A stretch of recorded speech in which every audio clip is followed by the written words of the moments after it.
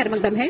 10 मार्च 2022 को associated hospital GMC Rajouri में गुर्दे का आलमी दिन मनाया गया। इस दिन की अहमियत पर बात करते हुए doctor Mahmood Hussain Bajjar, medical superintendent associated hospital GMC Rajouri ने बताया कि वर्ल्ड किडनी डे एक सालाना तकरीब है जो मार्च के महीने में हर दूसरे जुमेरात को मनाया जाता है।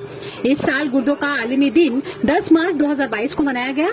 इस दिन का मकसद हमारी मजमूई सेहत के लिए हमारे गुर्दों की अहमियत के बारे में बेदारी करना और दुनिया भर में गुर्दे की बीमारी और इससे मुंसलिक सेहत के मसाइल की तादाद और असरात को कम करना है। वर्ल्ड किडनी डे एक आलमी मुहिम है जिसका मकसद हमारे गुर्दों की अहमियत के बारे में बेदारी पैदा करना है।